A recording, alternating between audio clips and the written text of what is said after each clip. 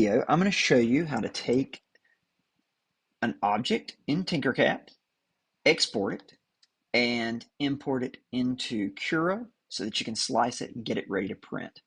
So as you can see, this is my head with a pedestal.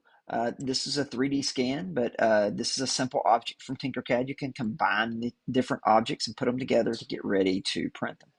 Now, I have a choice here. So you'll notice I have the square is selected by clicking on it. So that's something to keep in mind, because when I click the export button, which is our first step, it's going to ask me, hey, do you want just the selected shape you have clicked to be exported, or everything in the design?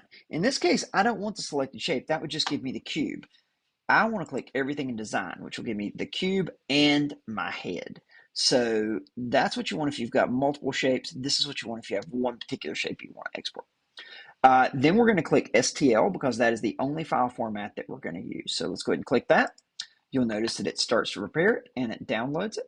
And it's right here in my downloads folder. If you're on a Chromebook, you're going to need to get that to your computer that has Cura on it, your Windows machine. So if that's the case, you'll want to go into the file manager on your Chromebook and drag that into Google Drive. Then open that up in Google Drive on your PC and then drag that file down and download it. So let's go ahead and switch over to Cura. Okay, so we are in Cura. We have the printer set to our I made 3D jelly box, and you can see the build platform here. Now we need to get the file that we just downloaded into Cura. Now there's a very easy way. If you have a little window open and you see your file, the easiest thing you can do is just drag it and drop it right there on the plate, and boom, that's it. You can click on Cura window and do File, Open File, and navigate to the same thing. But in this case, we don't need to do that because we've already done it. It's here. And then we're ready to get it ready to print. Now, a few quick things you can do in Cura. You notice I have a little pedestal and my head. I'm going to click on it to select it. I can move it around the plate, although you usually want to leave it in the middle. The second option here is also very useful. This is the scaling option. Okay, that means I can grab one of these handles and drag and make it bigger or smaller. Okay. I can also go here and type in the percentage. So it starts off at 100%, but if I typed 150 and hit enter, it's going to scale it up to 150, and it even keeps it scaled uniformly so I don't get a weirdly stretched out head.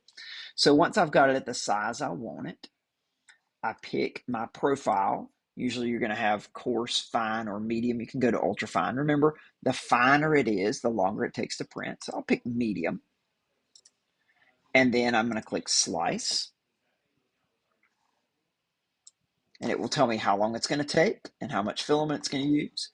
If I go from the prepare window to the preview window, it will even show me the actual layers that it will print. And I can drag this up and down to see how the virtual print will go. Okay, once I'm satisfied, I'm ready to save this to disk. And I'll need to make sure that I put my SD card into my SD card reader. To do that, click Save to Disk. I will navigate to wherever my SD card is. I don't have one in right now, so you don't see it. Name the file and hit save. It will save as a G code, and then you can take that card and eject it and go over to your 3D printer and print it. That's it.